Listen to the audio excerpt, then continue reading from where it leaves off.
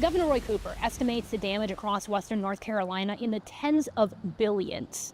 A late October state report put the number of homes damaged at more than 125,000. Only about 7% of homes with flood damage had flood insurance. To paint a picture of what loss like that looks like, I want to take you to Minneapolis. It's a tiny community in Avery County where everyone knows everybody. This is Bob and Edwina Tatum's story.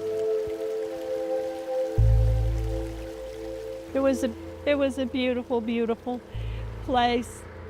And we had the view of this mountain from our porch.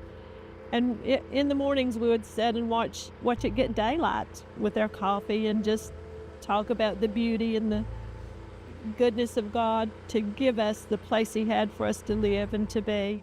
This is my Chesapeake Bay on my back deck, and then these are my special horses. These are not the ones, these are earlier, these were in 2014. Well, he was raised in a town 4 miles, 5 miles 4 miles away from where I was. We never dated, never nothing, but I had a crush on him.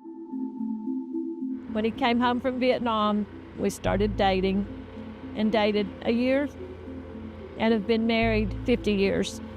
51 next month. 51 in November. Somebody found our wedding picture. Yes, they did. Somebody found a baby book of our son's baby pictures. Yes, oh, that was such a blessing to find Clark as a baby. We lost 46 years of memories. You know, we were retired. We had horses, we had fish, we had dogs. We had a good life, you know.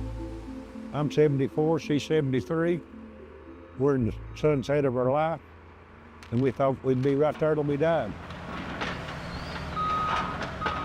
About 10 o'clock that night, I think she'd been in the shower and had her pajamas on. And I kept looking at the river, and I finally said, let's get out of here. So we grabbed our dogs, clothes on her back, and left. Every day you think of something else that's lost, you know. Or I catch myself saying, I'll do that when I get to the house. Oh, I know where that is in the house. I'll put this in such and such a place in the house. Or I remember where something is and I'll go get it. You know, it just happens all the time, and then it's still surreal what's happened. Yeah, I think like a bad dream, or I think I'm gonna wake up and everything's gonna be normal. You know, it's been 2 weeks, but we're still pretty raw, or I am. I didn't want to come up here the first week. He wouldn't come. I wouldn't come up here. I want to remember it the way it was. Everything here is gone. Their home is now a pile of debris that surrounds what they call the wedding willow. Their son got married under that tree. Their horses drowned. Bob's collections of knives and guns buried in silt. But that's not their message, because this Tow River took so much more from so many others. Lives and loved ones gone. But you ask what I think about. We got out alive, we lost everything. We got our health, we got our family. There's so many people around here. They're tough, hard-working people, but they live paycheck to paycheck. If they miss one car payment, their car's gone, or live in house trailers or whatever. I worry about this. And that's been my mantra about everything, is that, you know, what we've lost is physical, and what we have learned is the only thing that's permanent. People and the Word of God, that's all in this created world that's permanent. Yeah. You know, we lost stuff, and that's what it was, stuff, and we'll have stuff again. I've got more new clothes than ever had in my life. Christmas every day. People bringing me things. I'm the only person that lost a house and everything I own and gained 15 pounds because they're feeding me so good. That's why I said there's nothing political here. Everybody has come together regardless of what they believe politically. They've come together, and it's neighbor helping neighbor. I've not heard politics mentioned. I saw die-hard Democrats working right beside a die-hard Republican, helping each other out.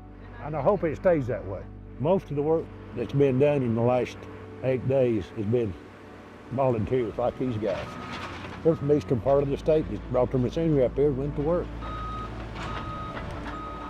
I'd say in 3 years, those houses will be livable again. It'll just be a bad memory. They will rebuild. That is the story of Helene. Mountain communities together, finding themselves to be so much stronger than Hurricane Helene.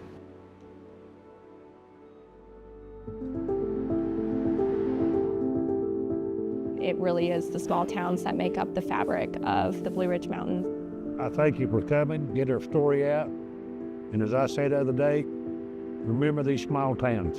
Don't forget about us.